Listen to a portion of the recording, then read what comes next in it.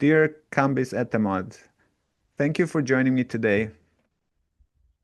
You are a medical doctor, a psychiatrist by profession, having worked in general psychiatry, addiction treatment, and psychotherapy at various sites in the inpatient, outpatient, nursing home, school campus, rehab, and urban settings.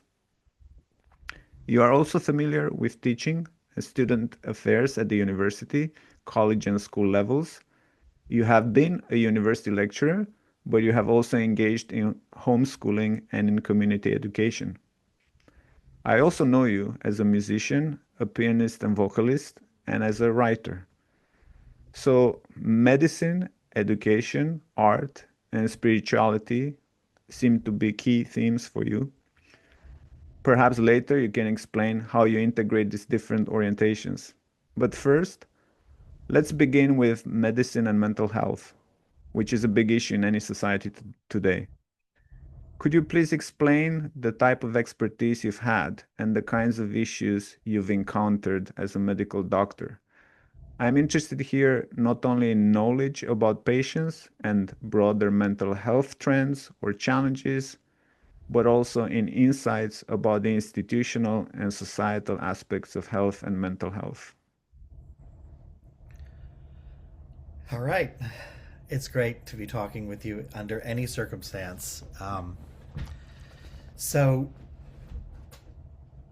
because you had prompted me with like the general idea of what we would be talking about, I've reflected on it, and it was actually an interesting retrospective. So, um, in all of the different forms that I've done mental health work, there's always a learning curve, but ultimately the mechanics, the recipe of mental health care, in and of itself is not that has not that been that hard to do. Um, uh, but at the same time, like I've always seen myself as a worker bee.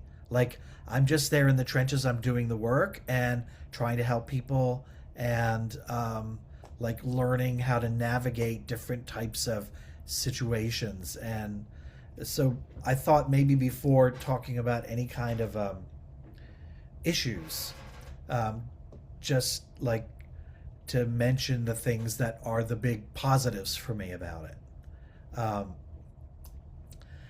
It kind of goes without saying that helping people is the baseline of why.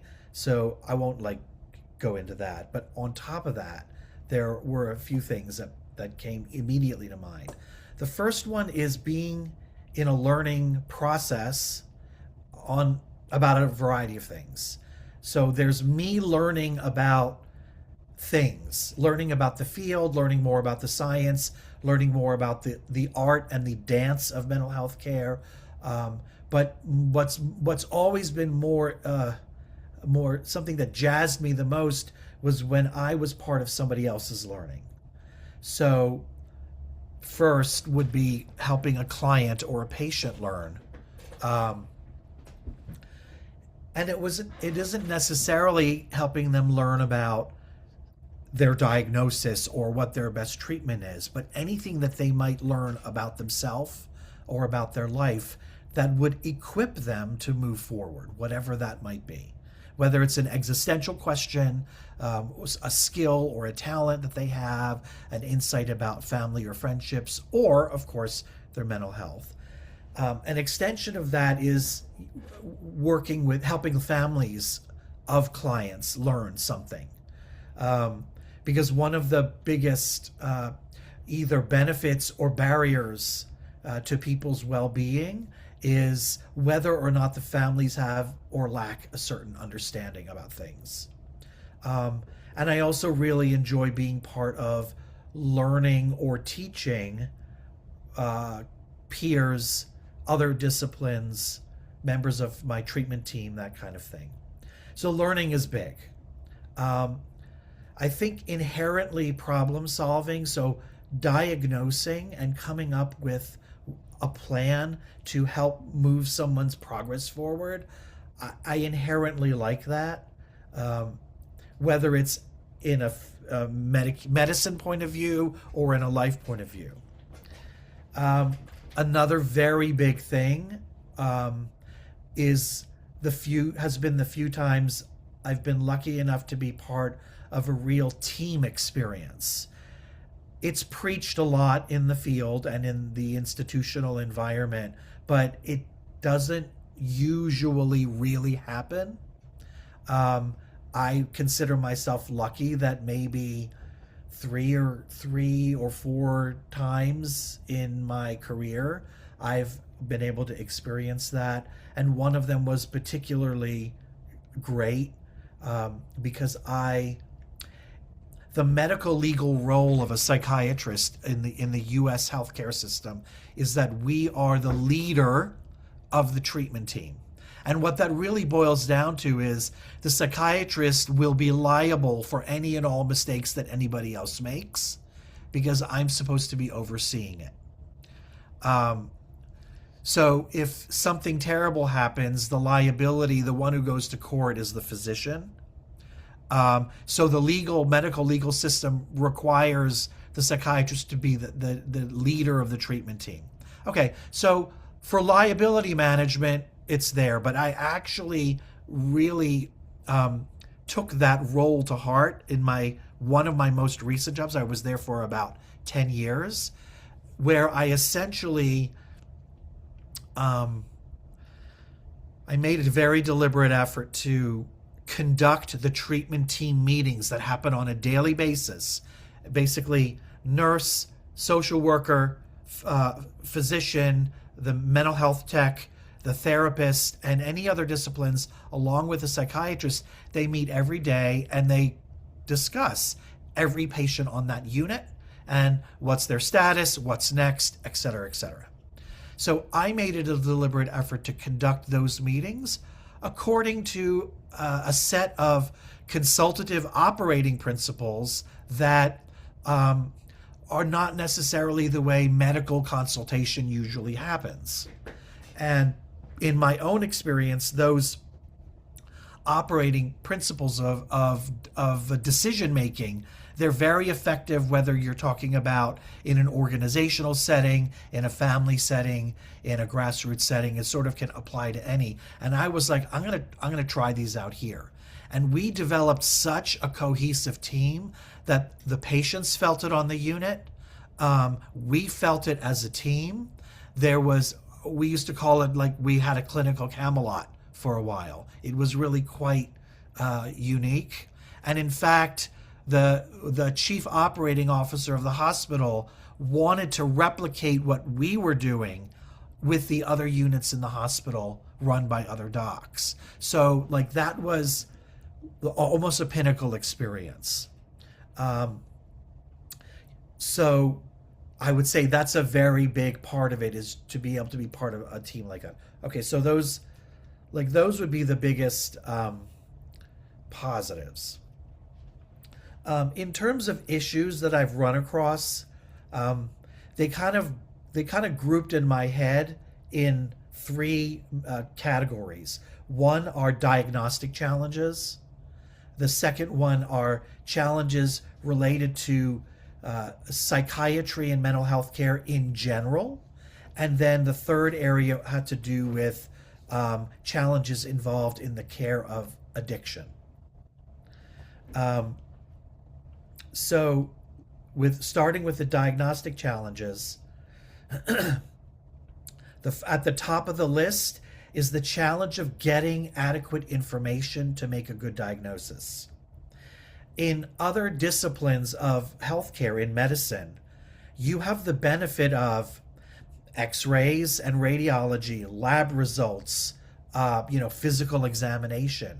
But with mental health care, you're relying primarily on the reporting of the individual whose mental functioning may be impaired and who may not want to, even if it's not impaired, they may be resistant to disclosing. So there is embedded in mental health care in general, but especially for addiction, with getting what's your source of information and what's the reliability of that source. And so, and then there's two types of information. There's what's called cross-sectional information, and then there's longitudinal information. Cross-sectional is, what are they exhibiting right now? What symptoms, what issues is going on right now? Longitudinal is, what has happened over time? Because a lot of times mental health and addiction issues happen in cycles. So you want to know how things go up and down or evolve over time. Sometimes a patient, a client, is a very reliable and open source of information, and other times they're not. And many times, what I benefit from is talking to a loved one, a spouse, a friend or family, whatever, anyone outside of the client themselves. But federal laws in the United States make that contingent upon the patient themselves giving permission to talk to them. And the laws that regulate someone telling me information is different from the laws that regulate my telling someone else information. But that's often not clear either to a patient or to a friend or family. So there becomes a lot of need to find a way to pseudo-educate from a very oblique place to try to get the starting information. So a lot of times what the given is, I'm working with what I know right now, knowing that it's going to change dramatically because I actually know very little. Whether that's in psychotherapy, which is generally non-acute, or someone who's coming in for detox or rehab for substance use, or someone's on a locked psychiatric unit because they're acutely decompensated. Those are just different flavors of the same challenge. So that's a huge one. And on top of that, the actual presence of substances, of drugs of abuse, creating symptoms that might not otherwise be there, can confound even more what you're looking at. Someone can be floridly psychotic simply because of something that's in their body that normally isn't. And you have to resist the reflex of jumping to a label until you really know that. So that's one. Another big diagnostic challenge that I've seen is that the criteria that are used to label something, this diagnosis or that, it's changing all the time.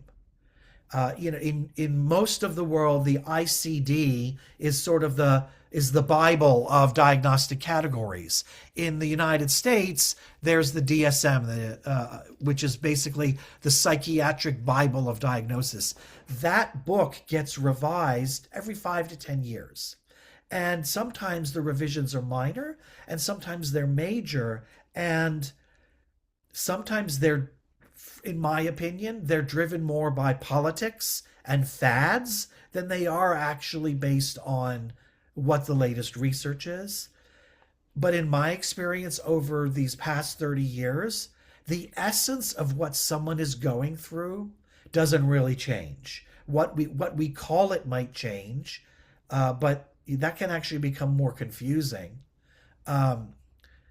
So I've reached a point in my own career where when I do engage, I am more concerned about understanding the underlying psychological and or biological and or existential processes that are going on and putting them in terms that the individual themselves can relate with.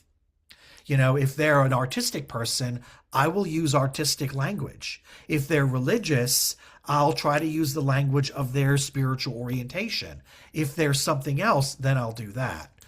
Because they are the ones who need to understand it most. And the labeling of diagnoses in the American healthcare system is a two-edged sword. It's actually can be very problematic because people can walk the rest of their life with a mislabeling that they actually never warranted.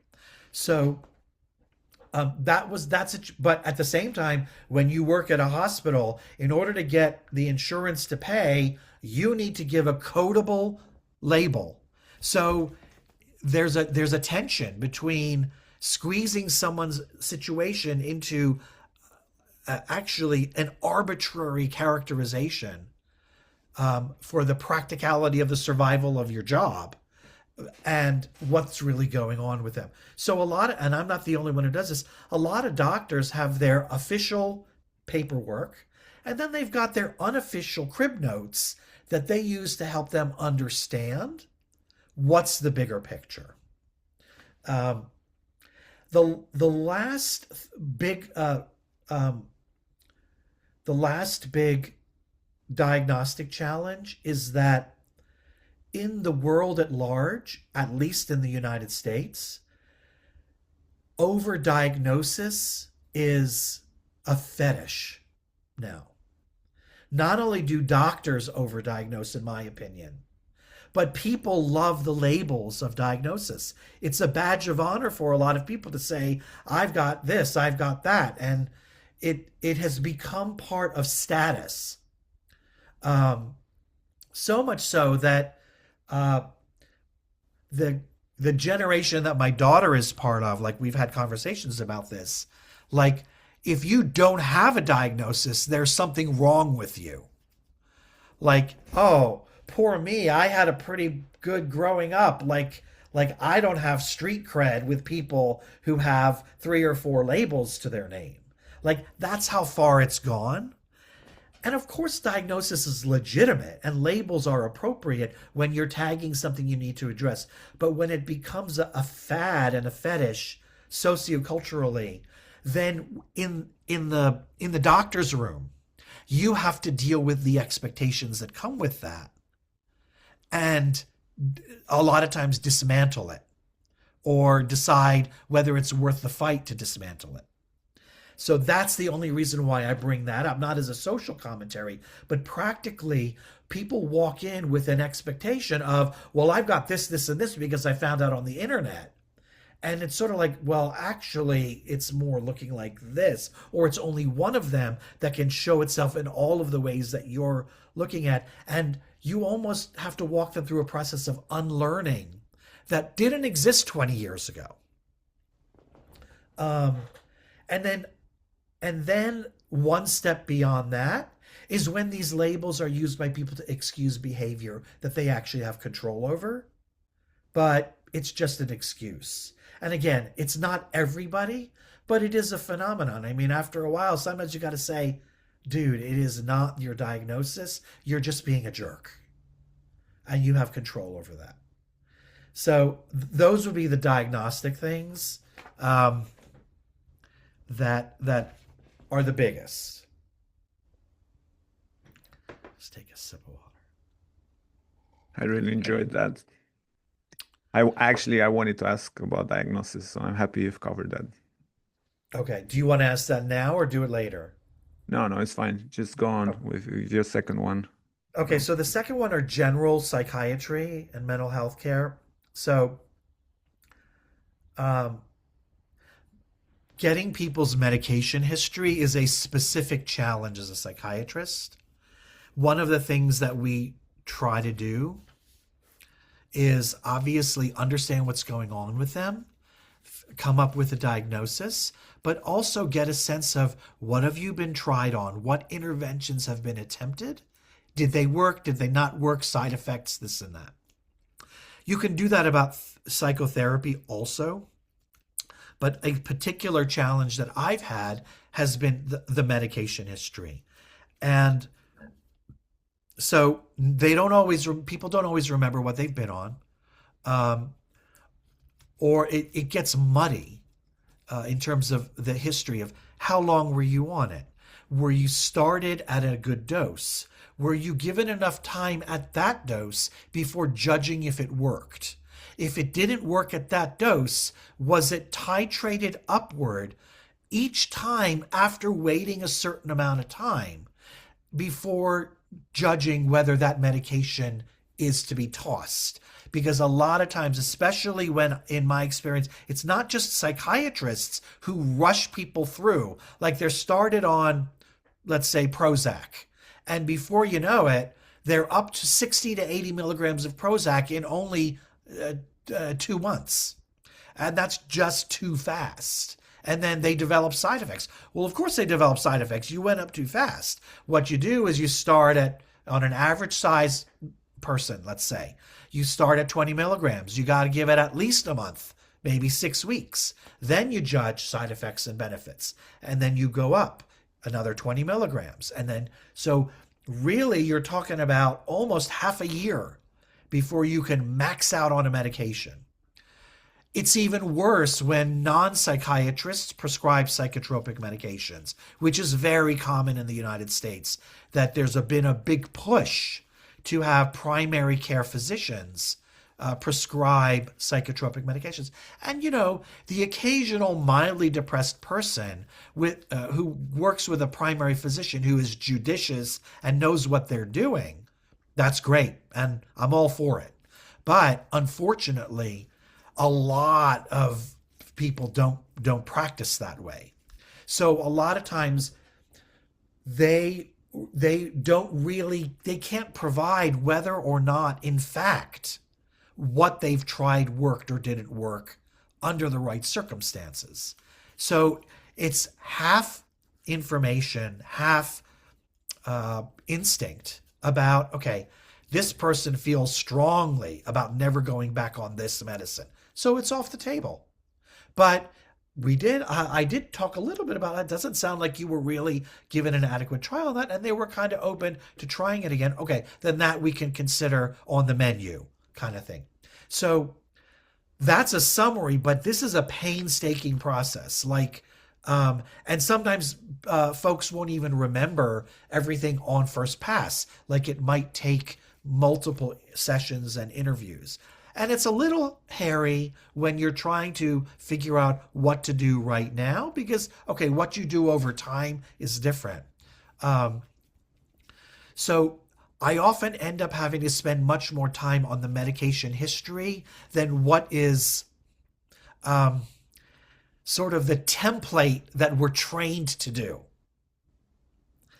And that's fine. And I always feel like I'm not giving enough time already. And yet I'm told over and over again, no one's ever spent this amount of time with me. And I know that I'm not even spending what in my mind, because we are operating in the machinery of an assembly line, basically. I hate to say it, but it's the reality. So that's the medication. Now, what comes with that are medication expectations. That's sort of related to it. That's a second challenge that people have layers of issues going on that feed into your mood or your thinking or whatever psychiatric symptom you have. And, in addition to whatever's going on biologically, there's also what's going on in your mind about how you manage your feelings, even when your feelings are not out of control, and your thoughts. So there's the psychodynamic or the cognitive, depending on your frame of reference. Then there's your interactive, your psychosocial, your relational dynamics.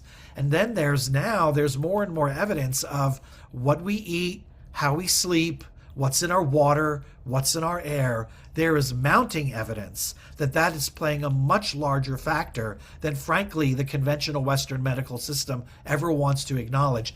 It'll have its day. It'll take another 50 years for that to really happen, but it's already happening. But as a conscientious diagnostician, it has to be part of what I think about. And then there's existential / spiritual / creative, like that part of them that is always there, that is sort of untouched, even though it might be sort of hindered by their mental health symptoms. All of these things play in. And if a person is not nourishing their relationship life, their psychological self management, their existential life, those parts are going to stay wherever they're at. But there is an expectation that the right medication is going to address it all. And it sounds like, well, that's a no brainer. Of course, that's a problem. But it becomes so entrenched that sometimes the impasse that I've had with clients is they choose not to continue with me. They're like, there is no medication for that outlook on life you have that has nothing to do with your mood. Like, are you willing to go to a therapist at the same time while we keep the machinery lubricated so that you can use your mind? And a lot of people are not wanting that, or they're not ready for it. So it becomes a question of, okay, keep you stable or keep you at baseline until you reach the point that you're ready for that. Another big issue, which I sort of already mentioned, but it's really a huge part here, is dealing with families. In some place, like the addiction place I worked at, our patient population were the most disenfranchised in the region. Like, no support system, economically at the bottom, criminal history, medical problems. So there was no family to reach out to get information from, or to plan their discharge for support. So that's its own set of problems. On the other side, one of the best psychiatric hospitals I worked at, that client base, most of the patients, they had families who cared. But there's a different set of challenges that came with that, which is for example, let's just take, for example, someone who is in their early 20s and they're developing schizophrenia symptoms of schizophrenia for the first time. And for many people, there are different subtypes of schizophrenia. Some of those subtypes, they essentially never are the person they used to be. There's always some level of impairment, even if best case scenario treatment was started at the right time and it was maintained and blah, blah, blah. Dealing with the expectations of families who, I just want my kid back. It takes a long time sometimes for a family to recognize that they're not getting back that 18-year-old child who thought this way and felt that way and behaved that way. Like creating a new set point. It's like adjusting your thermostat of what you expect, knowing that that's the case. That is, first of all, it's the worst thing to have to walk a family through, is that shattering of expectation. And I know it somewhat intimately because I have members in my extended family that had to go through that. So I feel for that. And at the same time, it's sort of like, it's like the worst job of like walking someone through that recognition. The other side of it is that sometimes there's only sometimes we get patients who are delusional, but then they can get delusional with violence. And the delusionality never goes away, but you can do things to take it down to a level where there's not aggressiveness. But then families want the delusions to go away too. So it's sort of a variation on the same idea, but it's about expectation management and understanding. And, because I love to be an educator, I take on the role. A lot of doctors don't. They punt it off to the social worker. And social workers will do a lot of that, but there are often times where the family is like, I just kind of need to hear it from the doctor. And I'm like, I totally get that, so let's make a time. So it's something it's an issue. I wouldn't say it's a problem. It's just a reality that requires a budgeting of a certain amount of emotional bandwidth as a caregiver. Um, and I think actually that's probably another big one is burnout. Like there's a lot of burnout among all kinds of healthcare providers. It's actually there's an exodus going on in the United States from multiple disciplines, but definitely from addiction and mental health care because not because it's impossible to do the work, but it's impossible to continue to do the work under the circumstances that the system is currently organized. And so there's a lot of turnover. Um, and I think the other big thing is sort of what I already mentioned before is the practice of other doctors. I've spent a significant amount of my time with patients undoing what their prior doctors did, taking them off of the 8 psychotropics that they walk around with and convincing them and talking to the doctor with like, don't give more than like no more than 3, and even 3 is a lot. So like there's a lot of undoing that's a challenge. um take some water.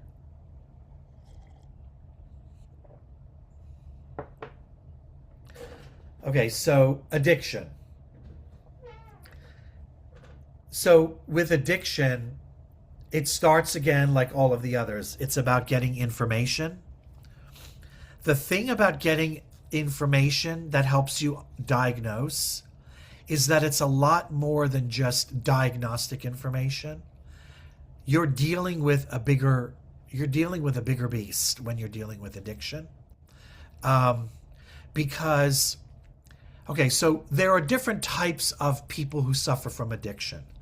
There's the well-adjusted individual who broke a leg, got overprescribed opiates, and then became physiologically addicted and went down a path that they had to recover from. That's a very different picture from the disenfranchised, where use of drugs was not just for pain management, it was escape or all of the other reasons that are talked about, and it became a lifestyle. Um, and a lot of times in my experience working at the hospital I was there for a decade, and I worked in another place for 5 years.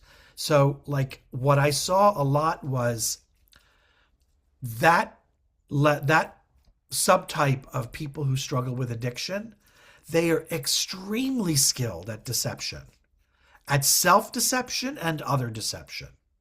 So the therapeutic goal is to break through the self-deception. But to even start that process, there's a certain level of the us being deceived that has to be broken through. And it's like, it's not even about resistance or fear. It's just straight up lying. There's intentionality is a very big part, because many people who end up in rehab, for example, I'm not talking about the other demographic, I'm talking about the demographic I worked with. They're there because the judge said jail or rehab. So they're really not motivated, they're just avoiding jail.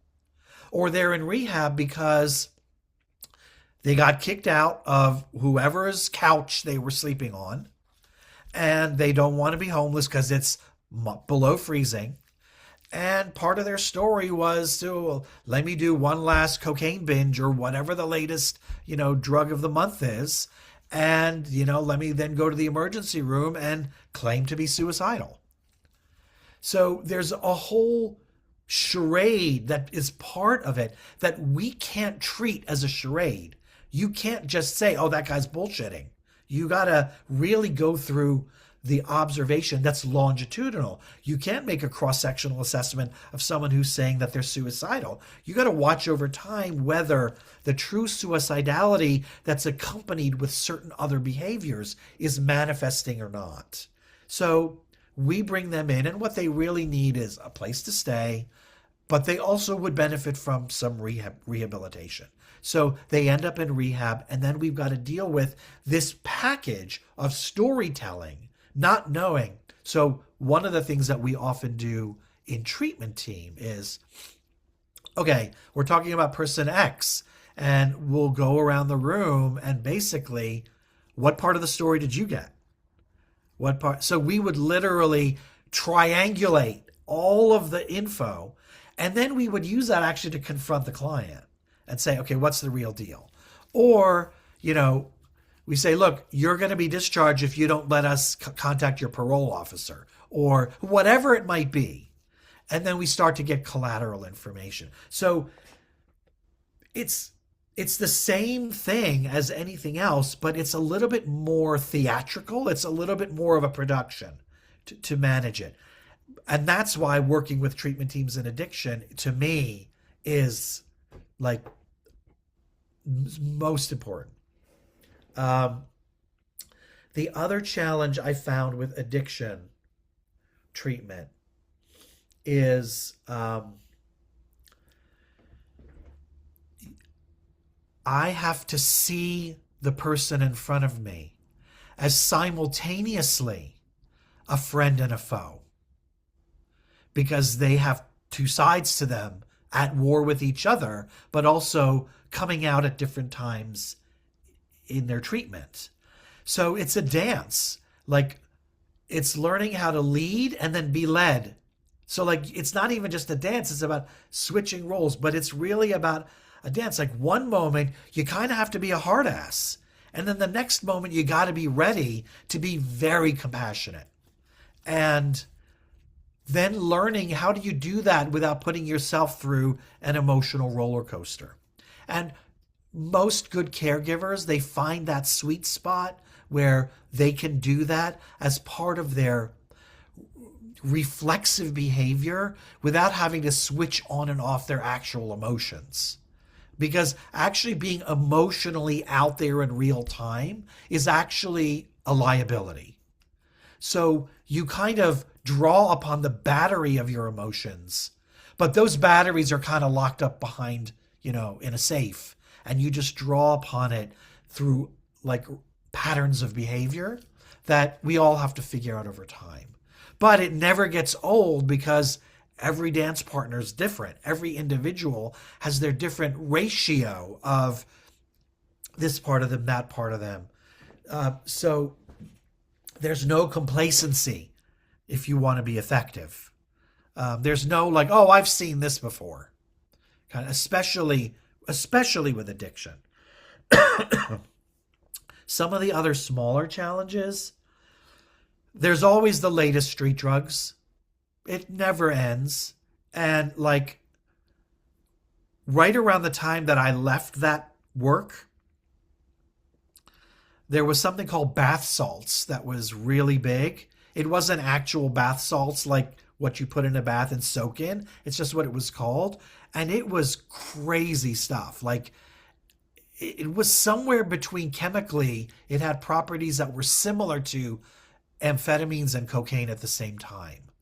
And like, people went full on, like, not only psychotic and aggressive, but like, anecdotally, like, they would literally bite into people, like you would see in a vampire TV show or something. Like, it was just like off the chain.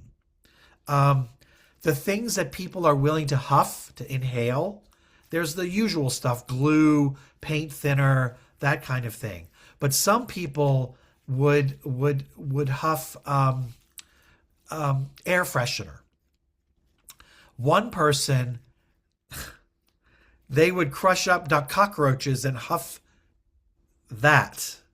Like, the things that people do to get a buzz, and we don't know what the effects are. Like, when we see something like that doesn't fit the picture of a typical drug that we know, we're like, okay, what's the latest? And usually there's one or two people who work on the unit who are sort of like, they know that stuff. So, we pull them in and say, what do you know? And that kind of thing. The other thing that has to do with addiction has to do with, I think, the paradigm that's being used for treating addiction. in the nine up in the 80s and 90s, that paradigm began to grow and become more um, multifaceted. Same with pain management. Like pain management was multimodal in the 90s. Um, but there's there's a book called Dreamland. I don't know if you've heard of it. Dreamland was written by a journalist called Sam Quinones, and he traces the various changes going on, at least in North America, that led to the opiate crisis, the epidemic, and the overdoses.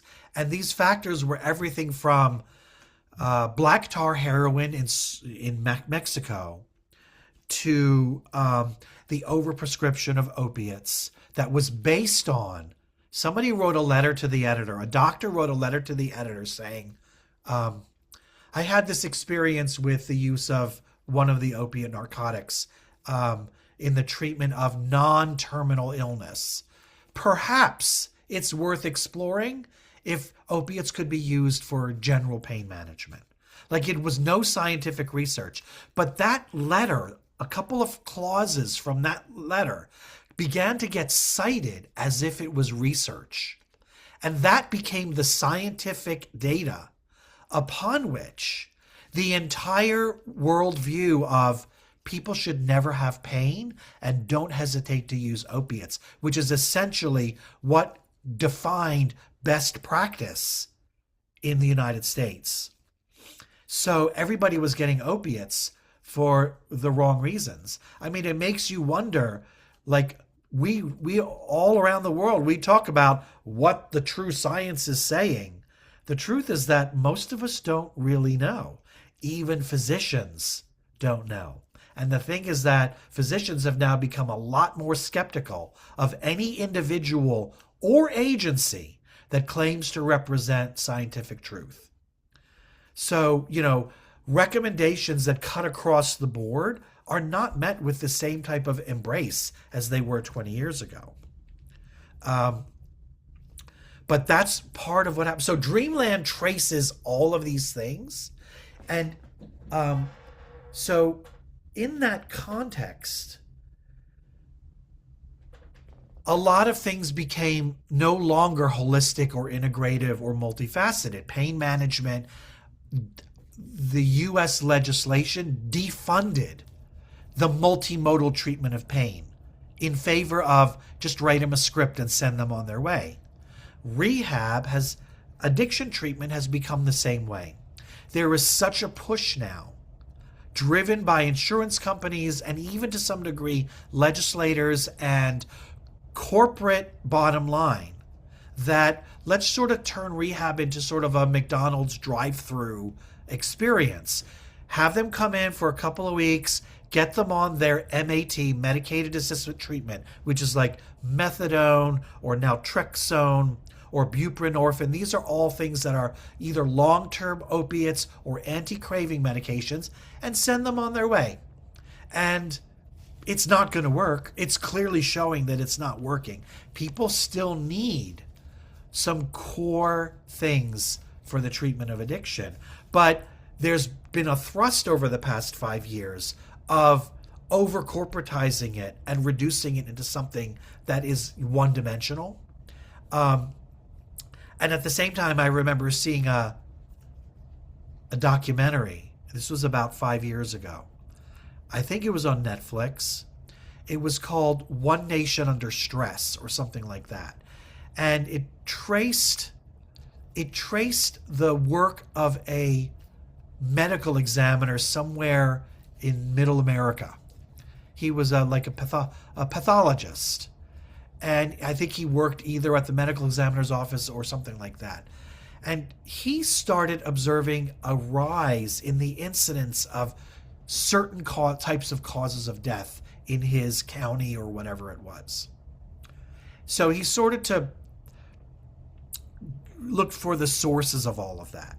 And long story short, he identified that there was in fact a dramatic increase in the incidence of death by liver disease, primarily from alcohol, or from hepatitis associated with substance use, or from accidental overdose, and or from suicide, like willful suicide. And so this term began to emerge among others, driven by this, called death by despair. And what they started to look at was, what are the roots of this? And what they found was that this demographic are going down these tunnels, these holes, because of political and economic and social instability and insecurity. That it's a societal thing, and that the answer is not to put them on methadone. The answer is, like, in addition to that, like, we need to start looking at the societal variables that cause public health issues. And so it suddenly made it from the medical model to the societal model. And, like, to me, what I see with what has happened with the corporatization of addiction treatment, which is one of the reasons why I never went back to that, was because it's actually going in the opposite direction of what needs to be looked at. Because there's now more and more data that one of the greatest protectors against relapse is connectedness. That if someone is connected, friend, family, community, whatever it is, like, that is a big protective factor, among others that are not about what you can prescribe or even necessarily what you're going to do in therapy, although therapy is important. Um, so what I saw a lot of was a circulatory system with my subset of addicts. Not all of them.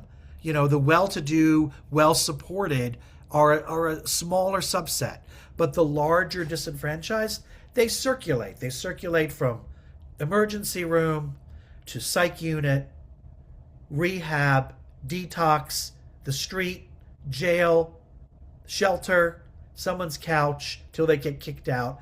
And so it's a little disheartening when you work in one of the receptacles of that circulatory system, that all you're doing is circulating these people. They're not developing escape velocity to actually break out. And so, as wonderful as everyone who's working in the field is, and as hard as the work is done, there's some missing ingredients still. So I think those are the big ones that had come to my mind um, in thinking about your questions. That was so interesting, and so important to hear about. Um, I'm I feel like I have few questions that relate to what you've said, mostly on the individual side. Although I do really appreciate, and I was asking for this for a sort of analysis of issues in the system. But going back to the individual patient, Yeah. and especially the family of such individuals, when we think about addiction, I'm curious, like, that whole tension between storytelling and truth and ascertaining the truth of a situation, that must be playing out within families as well. Um, 100%. and how, how, because it is, as you've described, or it seems to be one of the hardest issues to deal with. What can families do in that kind of situation? Because in other situations, basically, you only face the health issue in itself. But in this situation, the truth of and also the behavior of the patient might predispose you to just not interact anymore, Right. because you feel like, well, if I assist in any way, that assistance might actually turn into addiction itself. Right. Right. Yeah. So that's kind of one question. I mean, it's a difficult question. I guess the one of the best things you can do is find the right support services, but that's hard. Yeah, it really it's the it's the it's the always unanswered question in my experience, and it's so different from one person or family to the next, because in many ways you are dealing with the entire family. Just like in child psychiatry, they're all sort of the motto in child psychiatry is that you're treating the family, that the child's symptoms are at least 50% actually symptomatic of family dynamics. um, but it's very much the same with general mental health, but also especially addiction. So okay, if you look at the families that are functional on a baseline level, that demographic of either addiction or general mental health, where the families are present and to some degree they're willing to come to the table to some degree. Um, the biggest challenge is um,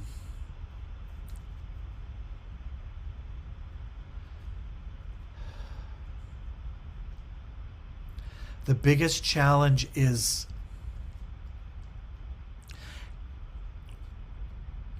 trying to lead family members to emotionally embrace the challenge of changing the way they see and do things, whatever that entails. Um,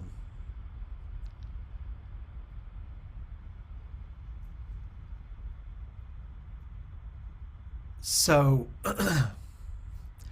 the big stuff is, I mean, the little stuff is like you don't even think about, because the bigger issues that are really toxic are the ones that have to be looked at. And for someone, for example, who is struggling with addiction, let's say you're struggling with addiction because you accidentally got addicted to opiates and you've got a supportive family and all of that.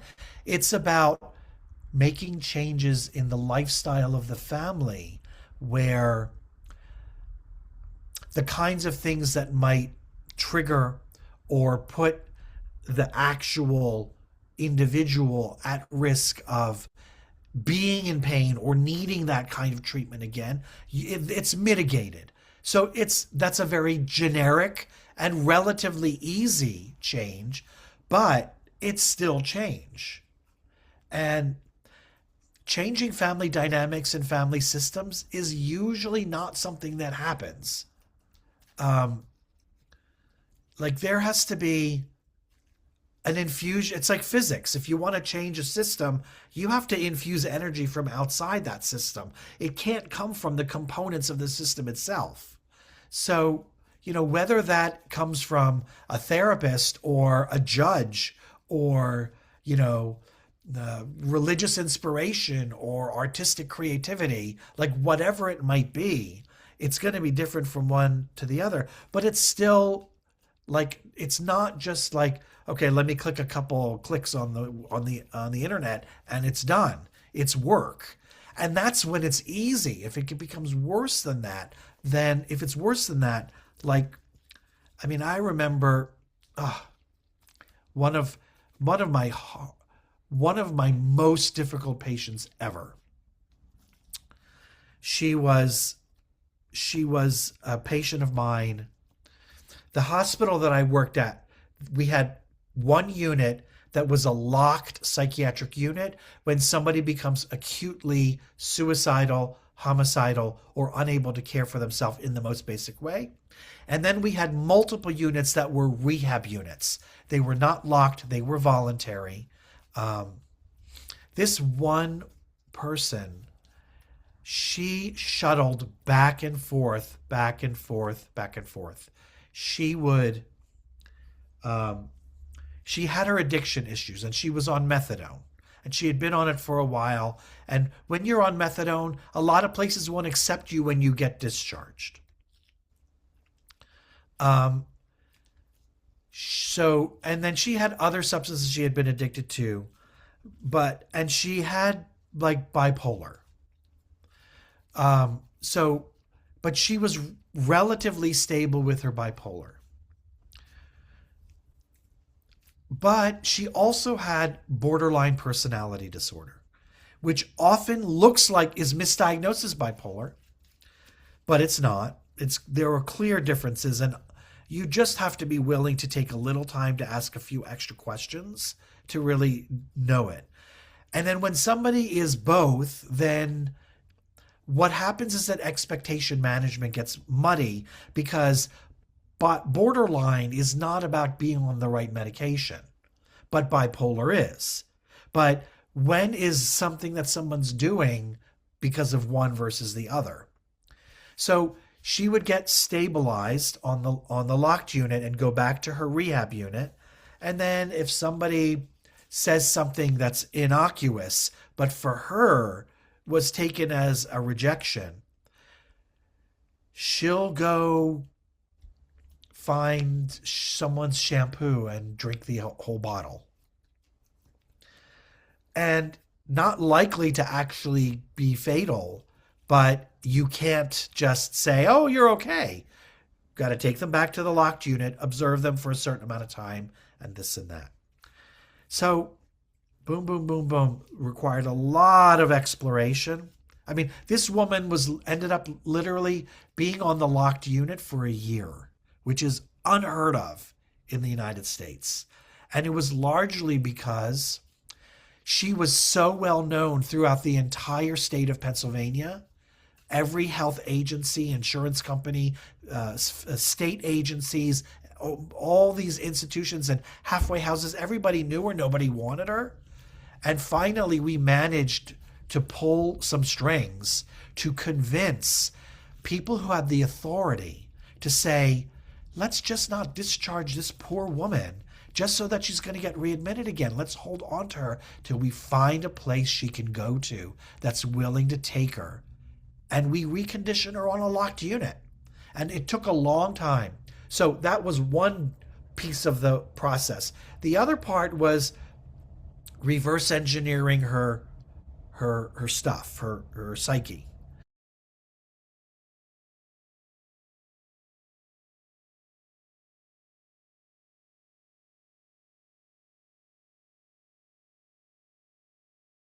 So that's the other extreme, okay? And I brought that up because the spectrum is as easy as you broke your shin, you got on opiates, and now you just need help getting off of it, to your life is totally effed up. And you're just a bundle of reflexes that you can't stop.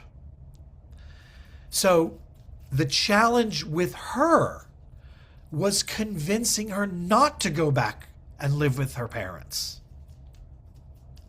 who had custody of her son. So it was such a mess. And so I don't even know how to answer your question, except you just kind of keep digging to understand what are the factors. And you try to get as many people involved in that digging, both professionals from your treatment team, but also from other places. Like there's no recipe. And the reality is that there is no such thing as family rehabilitation as a social service, at least not in the United States. I actually am curious if there is in Canada. I have no idea what it is in other parts of the world, but I suspect that there's at least some version of it in more socialized countries. But here, there's nothing like that. You know, there's social services, but they have a circumscribed menu of things that they can do for you. And because of individual freedom is the absolute highest value in American society. You're free to be a lot of things, even if it's not good for you. And even if it's not good for others, if it's not exigently dangerous. Like if it's immediate, it's one thing. You can get committed. But so many other things, it's just there it is what it is.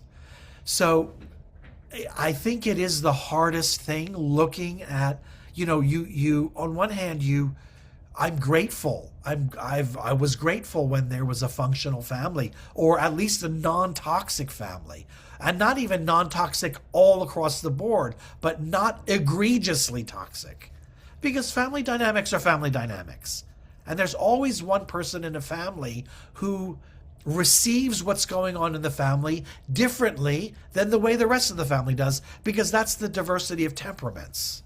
So it's not about the absence of family issues, it's a matter of the relative degree of it. Um, anyway, I don't know if that really answers your question, except to say it's really about, trying to find as many members of, your fellowship before you go on the quest to figure out the family process of that particular patient. Thank you. Um, I wanted to also ask about maybe about youth. Okay. So there's kind of two questions that I can maybe connect together. One is it seems to me that there are a lot more cases of youth being diagnosed for depression, and I hear that around me. And It's, I don't really, I mean, you can see it in the statistics at university level, and I can't really understand why, especially because when you think of a university, the highest level of stress, at least in terms of cognitive work and pressure, seems to be yes. at the higher levels. So, Right. what you would expect is a lot of mental health. What I would expect would be a lot of mental health issues at PhD level, maybe some at master level, and then towards the final year of undergraduate. What you often get, at least that's what I remember from what I've seen, was more like first year students mental health issues. And so like undergraduate level, year one, that being the highest level in comparison with all the others. And maybe, I don't know if that's general or it was just in the sector I was looking at, but so that's one thing I'm curious about, and also relating to youth. This is a different question. There is a lot of reporting around that a very large proportion of 13 to 17-year-olds are turning to AI chatbots for mental health support. I can understand the reasons. I mean, instant availability, you assume that there is privacy, at least in terms of not being reported to your parents or school. Right. Then there is oftentimes a lack of support services or very long waiting lists for treatment. Um, so, so, what are your thoughts on that would be the second question. And yeah, any thoughts you might have on any of this in the United States, and I think probably that reality is the same in the West overall, at least. Yeah. Um, I think the rise in diagnosis of depression and, let's say, anxiety, let's just look at those two, in that the early adult, um, the earliest adulthood. Um, I think there are a couple of factors. I think one, the whole fetish of diagnosis that we were talking about earlier. I think there's definitely a certain amount of that a lot of different human phenomena are being labeled as the same thing. So they're being given the diagnostic label, and um, people use the word differently, the word depressed differently, but it's being used more diagnostically these days. Like there was a time where saying you were depressed didn't imply a diagnosis automatically, whereas I think now it seems to be. But also I think there is a tendency that we are reflexively tagging a variety of human phenomena with that label. And maybe what we're going to need to do over time is differentiate our terminology more, so that, okay, I'm situationally depressed, I'm existentially depressed, I'm whatever you want to call it, or just use a different word, or what's dysthymia versus depression, what's being blue, like that kind of thing. And every person and every subgroup uses these words differently. So there isn't even a consistency of language yet. But that being said, I think okay, so yes, people are more depressed. And even if so let's just take those people who are who are really depressed psychiatrically. Okay, the biology of it. Okay, so the meta-analysis of psychiatric literature is beginning to slowly move us away from the serotonin and dopamine model. Like we've maxed out on that, and the evidence shows that a lot of the antidepressants are really not, in fact, all that much better than placebo as a shotgun approach to treatment. If you have a brain scan that shows the deficiency in the serotonin centers, well, then by all means. But there's growing evidence that depression is associated with systemic inflammation. And inflammation is tied to all the shit we put in our food. I'm just going to be blunt about it. The industrialization of our food and our water will be seen eventually as the biggest public health crisis on the planet. It'll take a while because there are too many other interests at play right now. But one day, the cost of treating the impact of all these things is going to outweigh the cost of other options. So it'll be an economic decision eventually. But, okay, so that needs to be looked at as maybe one of the reasons why there are more genuinely depressed people. And then there is some data already that EMR, electromagnetic radiation, increases inflammation, which then can affect things like mood, and thinking and foggy brain. And I have tinnitus, ringing of the ears. My tinnitus is worse in a 24-hour period, depending on how much time I've spent with my phone on, if I'm in a Wi-Fi environment. Like our home and my office, it's all Ethernet. Like I don't use Wi-Fi because I happen to be a canary in the coal mine. I can feel it. So I made a choice because it was making me like annoyed.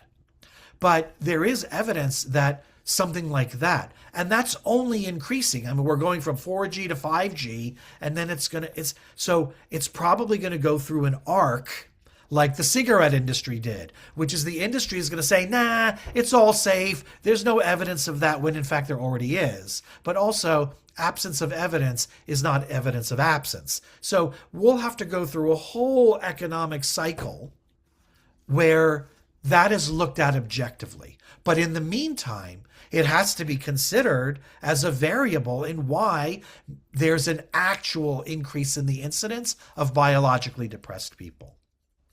So if you just take food and the digital environment, those are only two of maybe 3 or 4 other things.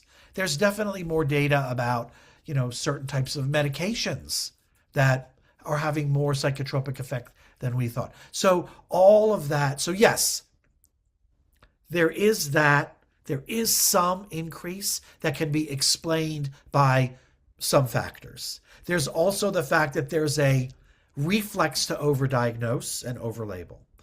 The other thing, though, is that There are non-psychiatric, non-physiological factors for why somebody can be really low.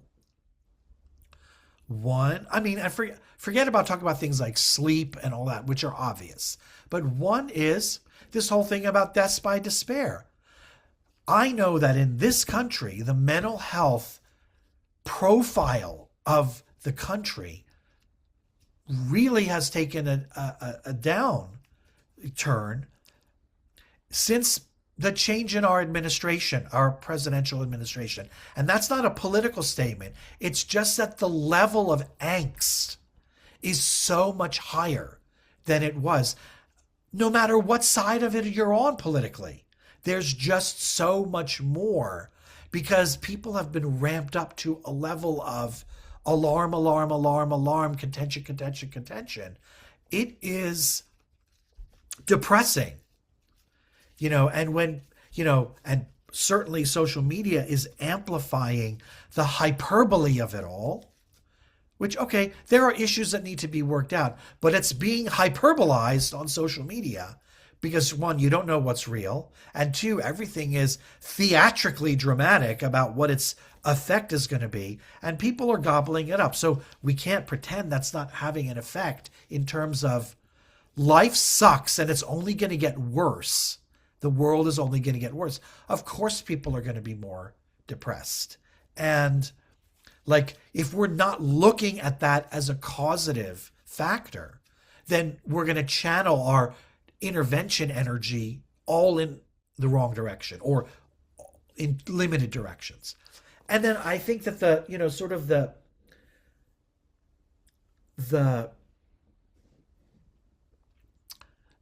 always neglected side of depression is that there are existential issues that don't have anything to do with whether you have something psychiatric or medical or even like a bad family. Like, there are plenty of people who their family is relatively stable. They're not, they're economically okay at the least. They don't have a psychiatric diagnosis and they don't have a major medical issue, but existentially, they're in a state of atrophy. They're in a state of self-neglect because we live a lifestyle that fosters the neglect of existential health. However you want to define that existentialness, it's that part of us that goes beyond our psychological and our physiological and our social, the part that is wanting to always expand, the part of us that, might be in a spiritual flavor, it might be in an artistic flavor, it might be a philosophical thing. It doesn't really matter, but it's pretty undeniable that there is this layer to us that people who feed it, however they choose to feed it, they're generally got certain types of thoughts and feelings that are also in their head, that are in the mix of everything else that's in their head, coming from the world, coming from their bodies, coming from their work, coming from their stress, and it helps change the mix. And I think that, I think people are becoming more aware of that, and, it takes on a lot of different forms. And people are looking for, how do I feed that part of myself? And everybody, I think, is, probably going to find a different flavor of how to do that. But it's not so, in American mental health, we have what we call the biopsychosocial assessment. And it's basically an itemization of what's your legal history, what's your military history, what's your this, what's your that, what's your religious identity, what's your spiritual orientation. But all it is for most caregivers is another item to know about you. It's not seen as a potentially important element of actually your wellness. And because there's always been this separation between certain aspects of a person's life and clinical care, there isn't a lot of proactive intentionality about addressing them in a lot of mental health care. I think that's changing too, because frankly, I think more and more caregivers are just tired of the old paradigm. Um, so that's so I think some of the increase in the incidence of depression is genuine because of variables at play that we need to account for, like EMR and food and that kind of thing. And I think some of it is a confounding of the data because of either the over diagnosis or not looking at sort of non psychiatric variables. In terms of AI, I kind of have this curiosity caution relationship with AI myself right now. A lot, I don't know about the newest competitors, but I know that a lot of the early AI LLM models, they basically are programmed to be a sycophant, to tell you what it thinks you want to hear. So, and you probably are aware that there have been at least one or two anecdotal cases where it fed into the distorted thinking of an individual, and in one situation it led to a suicide. So I think that AI is just too immature to really effectively serve that. Is it possible it might serve on some level in the future? I can see that with cognitive work. I can see that some measure of cognitive work will happen. But there is something about the therapeutic process that's about confrontation. And most LLMs are not designed to be confrontational. So I think there's a fundamental design flaw still. Does that mean some people won't benefit from it? No. I know people who work with LLMs, and like I know one guy, he's sort of like he'll communicate with it and it'll get an answer, and he'll basically say to his chat, he'll be like, "Did you just bullshit me again? Like, is anything that you just said based on actual data you can harvest from the internet?" And then the AI answers and says, "You caught me again." And like, but how many people are able to be that way? There's some people strong enough to take it for what it is and nothing more, but there's a lot of people who aren't. And if they bond in a sense like that, I see that as perilous, not because inherently it will always be that way, but because it's kind of like asking an adolescent to be a therapist. I don't know. That's just sort of from the hip. No, that sounds very much like what I've heard, I think, before as a general view. Okay, let's kind of do a switch. How how does mental health and spirituality interact? Some forms of spirituality might be conducive to mental health. Some forms of spirituality might be misapprehended as mental health issues, Yes. but other forms, uh, for example, which rely too heavily on imaginary realities or imaginary worlds and the subconscious, might also contribute to some loss of grounding in reality or loss in the capacity of discernment, where you constantly look for, science, divine science, as a form of validation or guidance, as a way to cope with everyday reality or evade from it. Um, you have worked with faith communities before. Maybe some of these issues were raised, maybe not. Um, if you could, just share a few ideas. You don't have to go into every kind of point that I've made. Yeah. Um, I myself have been a student probably since I was 15 of a generic approach to spirituality and religiosity. Um, Interestingly, I think my first real foray into the themes that are often found in spiritual philosophy and other philosophy too, believe it or not, was in fantasy fiction.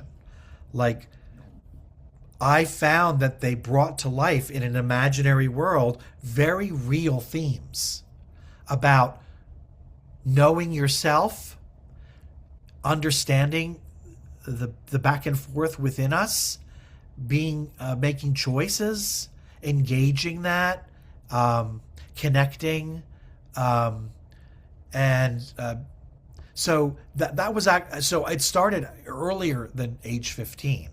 Like, it was probably, I was an early teen when I first started reading. Like, I think my first fantasy series was the Earth Sea trilogy by Ursula Le Guin. Um, and there just are themes in there that are very existential. They're very spiritual. They're very, sort of the power of myth type themes, like Joseph Campbell, like the same themes you find in Star Wars and in Lord of the Rings that are about the good and the bad, or the dark and the light, or the whatever. I mean, not even to put a moral spin on it, because a lot of it was about knowing and choosing. And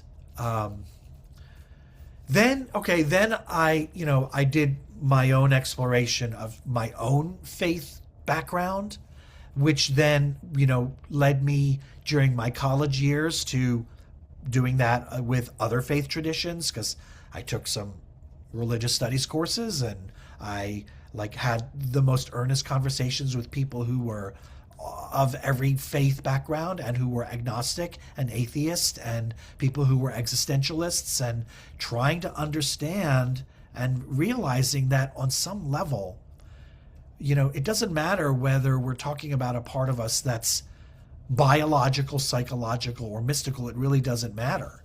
There's a part of us that reaches, that yearns for things that are intangible. And like, how to use and misuse that is the question of psychological safety. Like, that is like any other faculty of human nature. It can be used counterproductively or productively. So for me, spirituality is just one term for how do I tap into my best humanity? The part of me that is the best, that's the inner gold that I am. So like the metaphor of alchemy has spanned the ages from in multiple civilizations to refer to bringing out the best of human nature.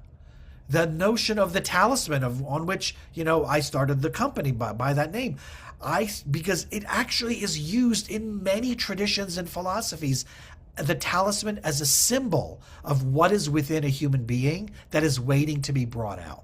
So whatever we want to call that, and whatever its source, I mean, I'm not gonna waste time debating whether that part of us, that best part of us, is a very specific set of chemical cascades in the brain, or is it a particular corner of our emotional and psychodynamic or cognitive processes, or whether it comes from some mystical side of us that's part of a metaphysical universe. It really kind of doesn't matter, because the reality is that there are certain ways to cultivate it, to bring out creativity, to bring out a sense of well-being, to foster connectedness, to bring out nobility, to bring out appreciation of beauty. Like, there are ways to cultivate it that don't require that we need to believe this or believe that as a package of religious identity or spiritual identity. And there's plenty of now research. I actually went to high school. There's a researcher I went to high school. His name is Andy Newberg. He is a radiologist. I went to high school with him. I used to have very intense discussions about peace and spirituality and that kind of thing. He ended up dedicating a big part of his career to doing brain scans on people who meditate, to document what are the effects of meditation on the brain. And so he has approached spirituality from a neurological point of view. And he basically, one of his premises is that we're kind of hardwired to be spiritual, but he doesn't define spiritual necessarily in a religious context, and it's not necessary to do that. So that's a big preamble to say that my approach to what spirituality is, it's about, there is a part of us that is a potential source of its own category of thoughts, feelings, ideas, and intentions. Whether you want to call them our noble thoughts or our sublime feelings, or whatever they are, it doesn't matter. But our body is a source of a certain number of feelings and thoughts. Our mind is a source of many of our thoughts. Society feeds us with a lot of thoughts. There's also just another part of us that is a source of thoughts and feelings. And I like to call that our best self, because frankly, sometimes using the word soul is just a button pusher for people. And we truly don't need that. It's about bringing out the best of who we are. So all of that being said, when I've worked with faith communities or people that are part of faith communities or just clients who are religious,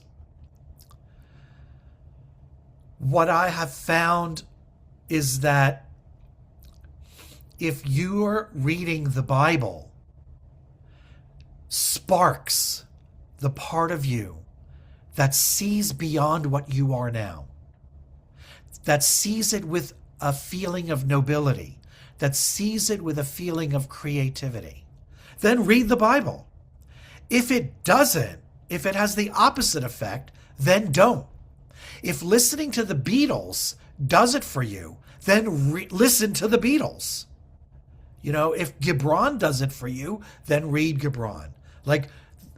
We each need to have a menu of things that internally spark that part of us. And then we need to practice the ability to be mindful. And now mindfulness is everywhere. Mindfulness, meditation has become acceptable. And so it's mainstream. And one of the purposes or benefits of mindfulness is that we become aware of all of the different things that we think and feel. So if we're actively sparking our best self by doing certain things, reading the Bible, praying, playing soccer, whatever it does it for you, and then we're mindful so that we're aware of them, we become in the driver's seat about which of our thoughts and feelings we choose to act on. Rather than letting our physiological instincts be in the driver's seat. No, it's just a passenger. Rather than letting our conditioning and our reflexes be in the driver's seat. No, they're a commentator. But we get to be the one to listen to everything and make a choice. And to me, that's the essence of generic spirituality, is knowing that there is this deeper part of us that is untapped for a lot of people. And if religion helps you bring it out, great. If something else brings it out, great. But also be aware if religion gets in the way. Because there's a lot of things that are called religion that really have nothing to do with what I think the original intention of all religions was to bring out the best of us so that we could be individually happy and we could be connected and unified, and then progress on both of those lines, individual progress and the movement of civilization and culture and the arts and the sciences and all of that. So, but it's very primal. So, but what I've often dealt with people who are part of a faith community is bypassing, what's called spiritual bypassing. Now, sort of, it's out there. Like, I forget who was the originator, but I was actually having a very awesome conversation with a very, very good friend of mine. He is a psychiatrist and he is a Buddhist. So we would often, and he came from a Catholic background, and I've done my sort of interfaith exploration in general. So we would literally, we would talk about it from the point of view of the psyche of a human being Like these concepts are basically the same wherever they come from, but we would talk about this stuff. And he told me about this phenomenon. I said, you should look this up. It's called spiritual bypassing. And it's basically when somebody will use a religious concept to circumvent a necessary psychological step for growth in their life. Like a very important part of true existential growth in the using the language of Star Wars, you got to look at your dark side if you want to move past it. You just have to. It's fundamental. Jung talked about it. I mean, even with all of his freakiness, Freud's insight about looking at yourself honestly is very important.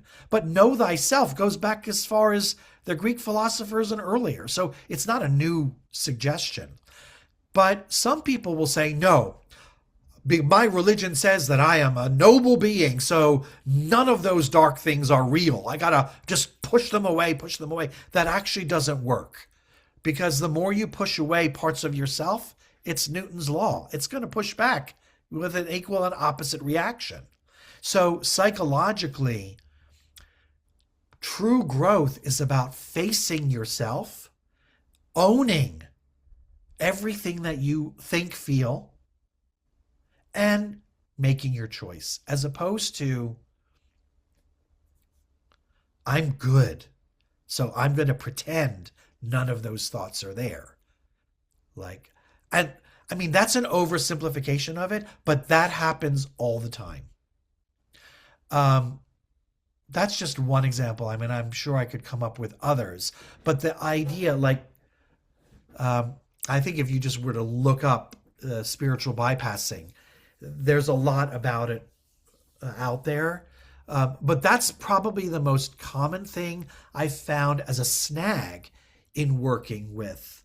I think the other thing is a lot of times people who come from a faith tradition, they they expect of themselves um, a rate of change that isn't realistic. Um, they don't account they're merciful to others, but they're not merciful to themselves.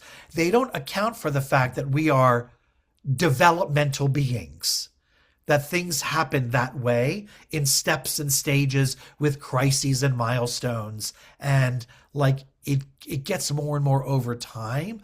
But to suddenly be the icon of whatever your ideal is, like because I've seen the light today, so therefore tomorrow I will be the light. Like, come on. That's just not how it happens 99% of the time. Are there people who do that? Yes. But historically, that's rare. So that would probably be the two big things that I've come across. But I do think that in essence, true spirituality, even if it's not metaphysically oriented, I think true spirituality is a very powerful engine for personal wellness because your mind just gets filled with thoughts that have a different quality to them and they balance out, other parts of us that have other types of feelings. Thank you so much again.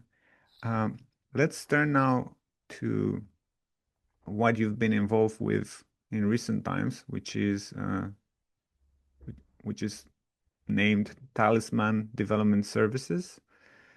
What is Talisman Development Services is one question. And then the notion of human capacity that you spoke about seems to be very much associated with Talisman and the notion of potentiality that you kind of just covered. And this differs from the first part of the talk, which really emphasized mental health issues and the discourse of psychiatry. So here we are more in a kind of different direction, where education and learning and the development of human capacity seem to be key. I like the definition of human capacity shown on your website. I'm gonna just read it very quickly. It says human capacity, the primary commodity of Talisman Development Services, is the spectrum of potential perceptiveness, understanding, insight, attributes, gifts, authenticity, creativity, honor, accord, and initiative that is possessed by the people in a setting. And then it says the pursuit of coherent meaning and purposeful quality of life, balanced with practical function and fulfillment, is a primal desire, need, issue, and struggle for the whole range of people in the world, healthy, recovering, unwell. As an issue, it goes far beyond just being an adjunct of mental health care or just an aspect or item in the evaluation of someone's biopsychosocial picture as conducted by mental health care providers. It's the primary context of people's lives, and its impact on well-being and health is underestimated. Uh, I want to open up this discussion. So if you can explain what is Talisman Development Services, and then maybe take us through the notion of human capacity and an integrative approach or to knowledge, and you also have another concept that you refer to as true learning.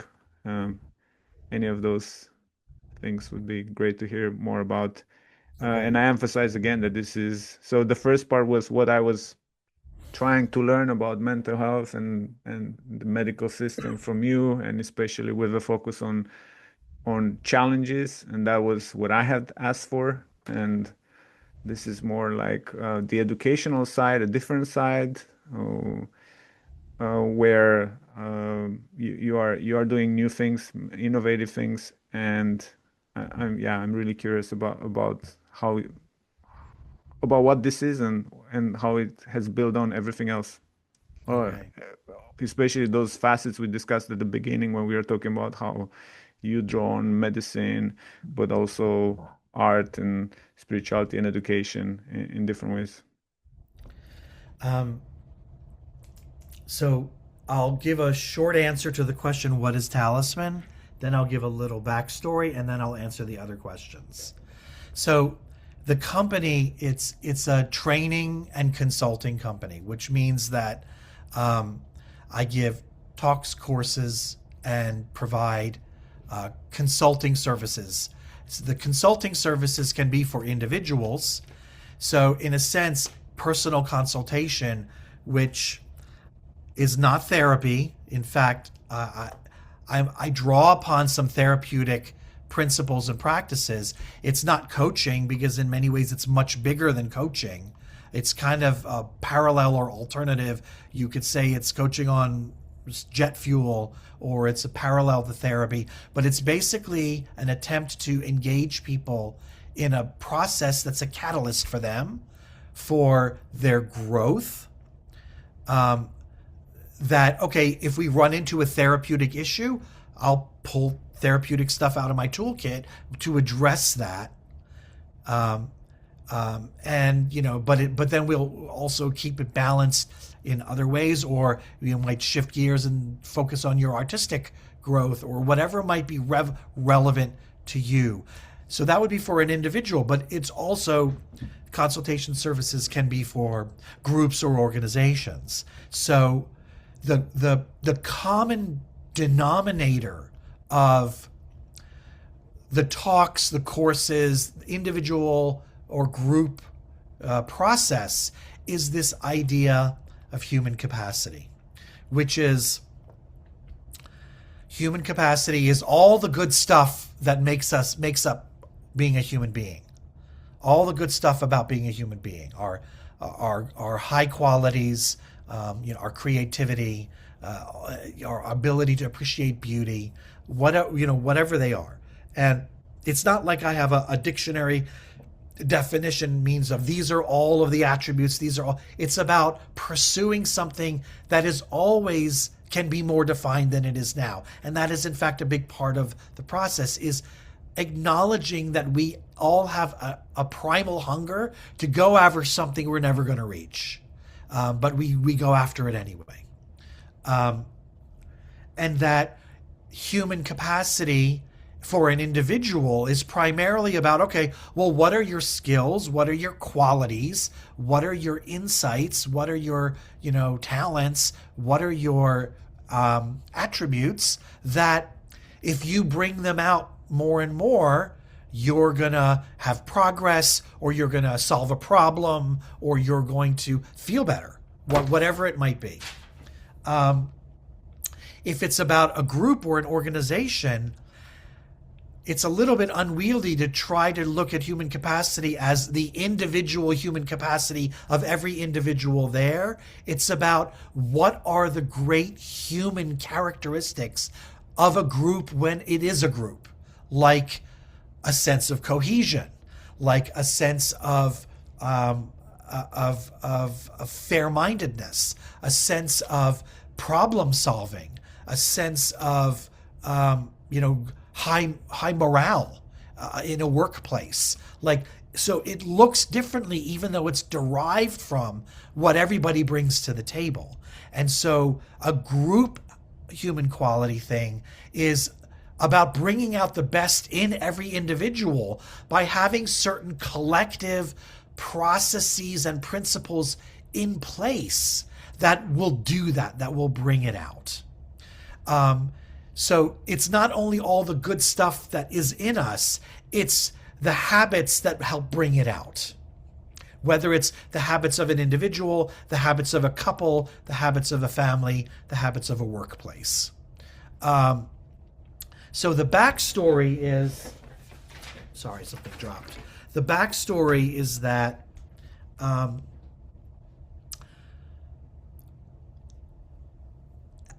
at least as early as being in early university, if not in high school, I always had certain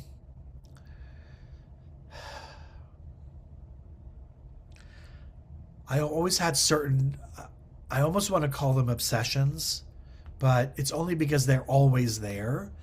But they're certain operating principles that are not, they're not intellectual. They were about preserving and nurturing my sensitivity, because I'm an exquisitely sensitive person, and I found that certain things needed to be part of my life in order to foster that and protect it.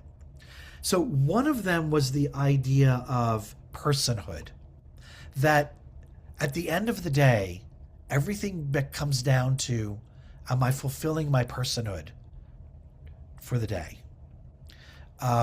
Which probably would have been the earliest forms of human capacity, thinking about it. That's always been there. The other thing is that I think largely because of my upbringing and some of my early intellectual and other education, I've always operated with a paradigm of how to approach things that was always bigger than the working model of whatever situation I was in.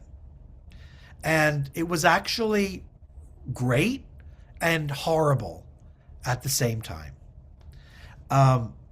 So you and I, we were at the same educational institution where the term integrative was the capstone of the school. I had been actually using that term for myself, and even in stuff that I wrote, for almost 10 years before that, because it was how I operated. And it was because of things that I had read early on that offered an integrative approach to certain seemingly disparate concepts at the time. It was about political theory and how there could be an integrated approach to governance that brings the best of various forms of governance into an integrated approach, while not allowing the horse shit of every type of governance to be part of it either. And that affected me strongly, in that I was sort of like, oh, this is a way to look at everything. And so that's always been my MO when learning and when engaging, is like, what's the greatest hits from every direction?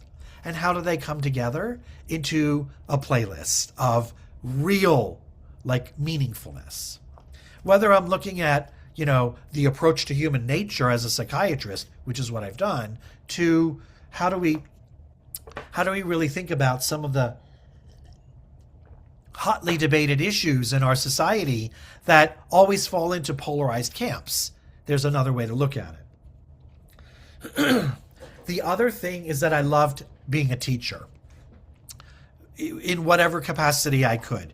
Even if it was, working with 5-year-old kids, at a weekend retreat and just like, putting our hands in the paint together. Like that's what to me, it's about experiencing life in a way that enriches you. It's not about, let me have a pedagogy about your cognitive download. So I just felt, not only did I feel so primally engaged when I was in a teacher mode, but I witnessed what happens when people are in a learning environment together. There's a magic when real meaningful learning, which is, okay, yes, it's about the information and the facts and the concepts, but it's also about how do I bridge that stuff to life, to problem solving, to joy, to my friendships, to whatever. Like it's also about learning about yourself and your relationship to your setting. Okay, and then understanding your sciences and your philosophies helps you understand your setting. But it's more primal than that. And when I was involved in that, it just affected me very deeply. And then I've always been an amateur artist, but I'm an artist. Music is a staple in my life, as a, in terms of playing and singing, because I just need to do it.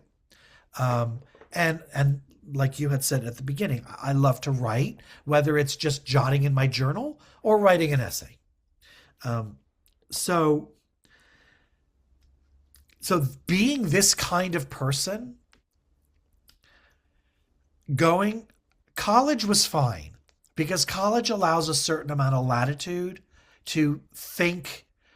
You got to think the way your professor wants you to think when you're writing a paper, but you're still allowed to think outside of it. And sometimes I chose to take the hit on the grade of the paper because I needed to write it my way. So I got a lower grade because I incorporated things that would make that paper meaningful to me 30 years later than just writing a paper for my prof and then putting it in the trash.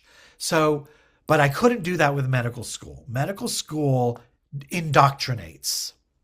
And MD, American MD school, I'll just put it that way. Allopathic medicine is a particular very strong approach to healthcare, and of course it has given many wonderful things historically to the world, but it is an approach. It is not the only one. There's plenty of other approaches, and I could itemize them if we if we needed to, but there are plenty of others. And I have witnessed and experienced and offered and availed myself of these other approaches to know that they don't deserve to be dismissed out of hand the way allopathic medicine does it. And I found my reconciliation with that. But the point being is that when I was in medical school, being someone who thought like this, suddenly being indoctrinated like this, it was extremely painful. Like my cognitive dissonance was nonstop. Like it wasn't hard. The learning wasn't hard. The digesting it was. So I remember in a lot of my notebooks, like I would write on the right side of a notebook. I would write on the right side, what they're teaching me.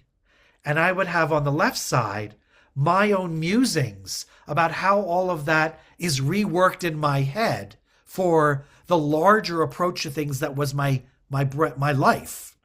So I took twice as many notes basically, and I don't sort of even know how I got through it.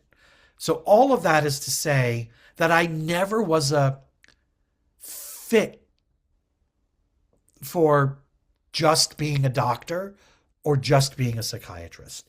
And so now, fast forward all these years, I've tried to nurture some of these things, the integrative thinking, the larger paradigm of human capacity that not only looks at psychology and biology and neurology, but looks at existential philosophy, religion, spirituality, artistry, sociology, all of these things into sort of like a greatest hits of what it means to be a person, which means I've got a bigger menu of things to bring to the table when somebody needs help being a human.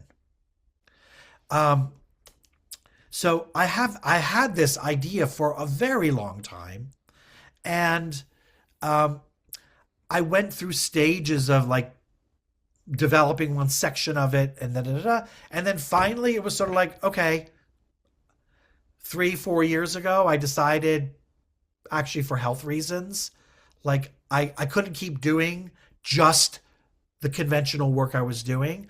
If I don't engage this part of myself, I'm actually going to get sick. Um, so, so I started this company, and so the idea is that um, this idea of bringing out human capacity in different kinds of situations, whether that's in one person's life through personal consultation, or in a workplace through a seminar and then consultation, or, you know, just throwing out a bunch of posts on social media, which I haven't done yet. Actually, I'm sort of on the threshold of just doing like little educational bits on social media, you know, some little thing of the day about how to bring out some part of yourself, or whatever it might be. And um, in some ways, I see this as a life process, whether or not it um, it's gainful. Like, okay, right now I'm trying to see if it works as a business, as my profession. If it doesn't, or if it only partially works, I'll go back and do part-time doctoring, um, or I'll find some ratio that works. But even if it never makes money, this is about engaging, engaging people in a certain way about certain things that would be of benefit not only to them, because of course it's of benefit to them, but it's also good for me because I get to learn from what other people's experiences about these same questions. So that's sort of like the spirit of why I did this, and sort of the main thing. So learning is a very big part of it, and I am a true believer that learning, the kind of learning that I was talking about, that brings, of course, intellectual and academic learning as needed, but existential and life navigation learning, which can be as actually intellectually challenging. Bringing that all together is a powerful engine of growth.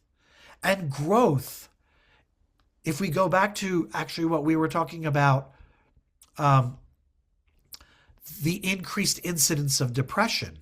If one subset of depressed people are people who don't know how to move forward in basic ways in their life, and if they can be empowered to do that, then it's also accruing to better mental health. So that's how, in a sense, I bridge it with my mental health experience. Okay, we're going, like, I have a client now who, you know, working through a variety of more like personal goals issues, but somewhere along the way, most people will run into something that's more mental health that may be therapeutic. Like, okay, let's spend the next few sessions talking about this thing that happened to you X number of years ago, and like how you're doing with that. And then, okay, but that's not the main thrust. Like, that's sort of ancillary or synergistic to the main purpose of let's move these things forward that you've chosen to move forward. Um, so the idea of being in a learning process with a side of therapeutic if needed, a side of creative when timely, like that is sort of why learning is so important to me. And then everything that I do, I mean, this integrative thing, approach to things is it's really bringing to bear everything from everything I've learned. Okay, I've trained in medicine and psychiatry. I studied education. I've studied music. I've learned a lot of other things just because of people and listening um, and you know I even bring to bear when it's meaningful to a particular client, like we'll talk Star Wars language, we'll talk Lord of the Rings language. And so for me, the more of those languages that I know, the more people I can bridge these general ideas to that can then empower them. So for me, integrative is just a way of being at this point. And I think that would be the big pieces of it. I would just add that, of course, diagnosis, even just in the medical term, but especially in the expanded definition of it, Yes, it's a methodology that's integrative by nature. no So doubt. so there is a practical dimension to that. 100%. And one subset of clients that I've had so far are people who have, in fact, and this is not in direct answer to what you just said, but you triggered it. Um, but yeah, there's a diagnostic process in all of this that's continually self refining. But um, one category of clients I've had so far are people who are like, I really need to know what's going on with me, like, because I don't think it's psychiatric, or the psychiatric intervention I've had up until now isn't helping. So I'll do sort of like a mental health and existential triage for someone, not because I'm entering into a doctor patient relationship, because I actually make that very clear that I'm not your doctor and I'm not providing that kind of help. But I'll bring all of that experience to having a conversation that might say, okay, you know what? You are not a mental health, you're not a psychiatric situation, you're this situation. And, maybe you need therapy, or maybe you need me, or maybe you'd benefit from me, or maybe you need something else. And then other times it'd be like, you know what? I think you've been misdiagnosed. You're not this, you're that as a psychiatric diagnosis. And I would say you might want to talk. I will usually say, first of all, stop going to your primary and go find a psychiatrist. And two, be proactive. We now use the word client rather than patient, which means American mental health care operates as a consumer model now. So, as a consumer, you have a right to say, I'd like to consider this. And you could say, I met with a psychiatrist who wasn't treating me, but he said this might be going on. And sometimes I'll even say, you know what? I think you actually might need to try that medication. And then go talk to your doctor about it. So sometimes it's about helping sort out whether someone falls on the mental health, the non-mental health, or a little bit of both. So I actually get to use still those even conventional diagnostic skills when it's relevant. But So, yeah, the whole consulting process itself is diagnostic. but are there cases then where, it doesn't look so much as definitely not psychiatric and maybe not even as a therapy in itself, although I'm not sure how you use therapy, but maybe more akin to like mentorship, or maybe mentorship is the wrong word, some kind of guidance, Yes. counseling. Yes. Is that the right word? I don't I know the haven't terms. I don't I know. Well, there is counseling, there's coaching, counseling, therapy. Count Coaching is very indiscriminately used term, and there are some coaches who are super skilled and super qualified, and there are others who really don't know what the hell they're doing.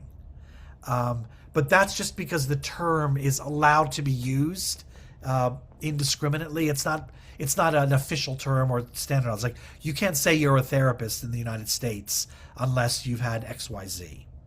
But and a counselor uh, can is usually reserved for people who are have been trained in psychological therapy principles, but they aren't necessarily a psychologist, but maybe, for example, a social worker. Um, what I'm doing or what I might. So I would usually say, I think you need to see a psychiatrist. I think you need to see a nutritionist. I think you need to see this homeopath that I know. I think you need to go to a therapist, or I might have something to offer to you. And so mine can be sort of like, if you want like a dash of therapeutic experience, but not a therapist, then I can bring some of that. But this is not going to be therapy. This is about you, us helping you identify things you want to move forward in your life and how do you mobilize yourself to do that. And okay, and if you run into a therapeutic roadblock along the way, I don't need to outsource that for you. I can do that with you, and then we move forward again. So I actually haven't found the right term for it yet because I don't want to use the word coaching. I definitely don't want to be. I'm making it very clear that I am not part of the mental health care system, partly because I think the regulations that govern it don't apply to me. Um, and because, I want to not be in the role anymore of that. I want to be your teacher, in a sense, in sort of like the old meaning of it that goes back millennia. Um, yeah, That's what, I forgot what I was going to say, but no, but that's what I was going to say. It sounds like a function in society that we don't really have except maybe in the educational system. yes, But in the educational system, maybe that function is not as powerful as it used to be for right, many administrative reasons, or sometimes it could just be the fact that not everybody can get, because of how the system is organized, the attention they would require as an individual case. Uh, right, and in this case, we mean a student. yes, So I'm thinking here, for example, the easiest example from higher education would be in Oxford and Cambridge, you have personal tutoring. So you have tutoring. That would be the British word for where a particular academic is responsible for your academic and overall kind of development, but mostly academic. But they have to also kind of keep an eye on other things if other things, right, uh, yeah, fit in the picture. And it is only in those kind of universities where maybe there's only like three students or so, or four maybe assigned per one academic. So one academic just deals all the time with three, four students. It's mostly about academic stuff. So, right, but for intellectual formation, it is very powerful. However, right, at university level, that's not possible because most other universities, the resources do not allow for that. So, in some universities, maybe there's only several tutors, and only some of them are academic for the entire UG population, student right, population. So it can differ really widely, and in that sense, mentoring, then the whole this function that you would kind of represent gets divided in different things. So like, if you need counseling, you have a counseling service. If you need to talk to somebody confidentially, you have some kind of landline where you can call at night, and maybe it's ran by students. right, So yes, like different things for different problems, but right, there is no kind of I don't think in any of those places you go with a positive agenda, as in like I want to activate my right, potentialities. I'm exploring who I right, am and what should I try? How do you go about it? How have you done this? Or how right, do other people think about this needs right, or aims or goals? I'm not sure yes, that exists anywhere. I think in most cases you go because you have a problem. So it's a yes, problem based. I'm not doing well enough at school. My writing is yes, not good enough. My yes, my accent is not good enough. I have depression, or I saw something really distressing and I need to speak to someone, or I'm right, uncertain about myself, or just I'm stressed. right, So none of those, I think, when it comes to the response people receive, will return with, well, who do you want to be and what is your, how can we activate all the human potential that might be relevant to this situation and in general. So Right. I struggle to really fully understand exactly how things would work in terms of what you're trying to offer, I do just too. just on the basis of like assuming that I'm only trying to understand it without knowing you, right? Uh, and I'm also not sure how we would be called or if such a function could be brought back in society and how, because I guess this is what your maybe your parents and educational experience and your work experience or context, your parents, your educational context, your friends, your peers, Right. and your workplace, all of them have to somehow be part of this equation, or that's how kind of things go. Maybe your community, your local community, your religious community, if you have one. So it just seems to be like a distributed function, and Yes.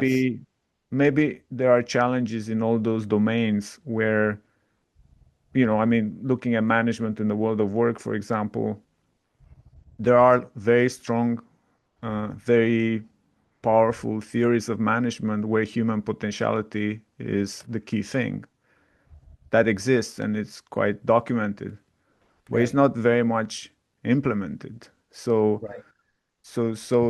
that approach is not, it's not key. You are subservient to the goals of the institution. And the Right. idea is it's almost to give as much as you can of yourself to the point that you have given almost everything, but not to give as much as it would potentially lead you to burnout. Sure. Right? Which is, I Yes. think, is very similar for doctors Yes. in the system. So that is not really a system of like how to activate your potential. It could be the same even in like local or other communities where there are certain general goals at community level. And the point is to develop those, and there is very little discussion of what is it that what you like or what you are best at that could Right. be that we could use here. Right. Yeah. So institution, I think that's a challenge. And I can see when you speak at the collective level, I can see many ways in which you can take this because almost all forms of social organization require a return to this notion of the potential of the human beings we have in this setting and Yeah. learning how to use the best of each together in a kind of in a way that works for everyone, Yes. rather than just pushing everybody to do specific things that maybe don't fit them. And Yes. I think economically, the whole economic system is deficient in terms of productivity because of this, because entire economic systems are have people that in jobs they don't want to do because not only because the profile of the job, but because of how their potential skills in that very area are being ignored Right. because of particular aims. Sorry, that was very long and I'm taking from your own time. No, Um, no, I actually appreciated everything you said, and I learned something, and I totally agree. so knowing you, I know like some of, I've seen you in action in on several dimensions from like student support to psychiatry to other things, and I understand what you're speaking about, even musically or like creative. When you say like we could talk about like creativity, most people don't necessarily realize creativity is a big concern for many people, Right. especially in that sector where in a sector where you have to be creative is really important. So I understand in a sense I understand kind of what you would be doing or how it would work and that it would work. But it's difficult to map it as a function that some Yeah. agency or some person is offering because maybe the language we maybe need, I don't know, maybe we need maybe a better language for it. in some way. I think the No metaphor doubt. of talisman. There needs to be a bridging between these ideas and the culture and operation and jargon of a target beneficiary of those ideas. So, and that's actually one of my biggest challenges is like learning that from one situation to the next. Like I randomly I through a series of, seemingly random events, I ended up having a coffee with someone who worked in the addiction field, who was also an executive coach. And like she was like, I want to hear more about Talisman. And I was like, I want to hear more about your executive coaching. And we talked, and basically what she said at the end of was, what you have to offer like would fit very well in the executive coaching world, which executive coaching is very different from personal coaching. And in terms of the target, the objective, the level of, professional, blah, blah, blah. And so I'd be like, I'd love to learn that, like what that language is and that kind of thing. So we basically bartered that. She actually had a personal goal she wanted some coaching for, and I wanted to learn more about the world that she works in. So we met for like, I don't know, 10 sessions where we would alternate. One time, like I was coaching her, the next time she was teaching me, or we would split that. It usually ended up being almost 2 hours. So sometimes we would split it. So like that's happened to me several times in different ways. And on some hand, it's sort of like, okay, sometimes it's a little tiring, but I've never felt so young in my life that I'm learning how to do this. So for example, that's probably going to become something I'm going to put out there more deliberately about how human capacity, like how to say it in executive coaching words kind of thing. But the other part of it is there's not really a lot of rocket science involved in like what I would start people with. So the first thing that I would probably do with most organizations is walk them through a process of a different type of consultative decision making. Like it's very basic, and it's sort of like, have you considered like revamping the way decision making is pursued? Like here's an example. And because I have like real life experience with how my treatment team worked and in a couple of other settings at that same hospital, like I kind of have a feeling of how to introduce it. Um, and maybe one or two other things, like, for example, the hospital I worked at, they hired a bunch of consultants to, solve this and that and the other problem. And they met with everybody, all the docs, all the nurses, all the social workers, blah, blah, blah, blah, blah. And at the end of it, okay, now at this point, the executive leadership of the hospital had spent $250,000 to have these consultants come in. And basically their recommendation was, you should just listen to the suggestions that come from your staff. And it's sort of like, if you just learn how to create the mechanisms of getting suggestions from your staff, like you may, first of all, morale, emotional investment by your staff, like the number of things that one thing. So for me, it's not even really about doing some complicated assessment. It's about, let me ask you a bunch of questions. Let me ask a couple, people who are on lower levels, who are the ones who get shit on in big companies. And then I could say, you know what you really would benefit from is, two things. Like, and they could be flagship things that are posted about. Like 99%, like most organizations need to learn a new way of decision making. Like it's not that it would have to be that complicated. But still there's a value in learning how to say it to the mind of that group of people. So I'm in full agreement, and I'm always open. Like if you ever have ideas on how to approach it with this or that, or even what to call this personal consultation, like I'm totally open.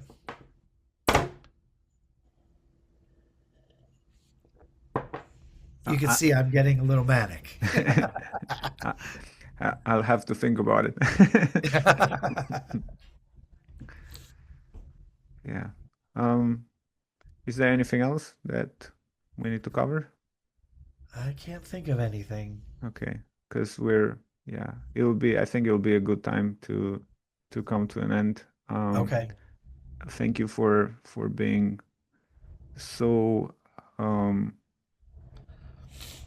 energized because it has been a long interview and you have been able to just go straight from the beginning to the end. So that is great. So well, we will end it here. Thank you so much, and I'm really looking forward to see how this method develops. Um, and it's just it sounds really exciting. It sounds like the sort of thing anybody needs. Thank you. Thank you so much. Thank you. What a such a treat to be able to talk to you for this long. Like I got to have a real conversation. It's great. Thank you.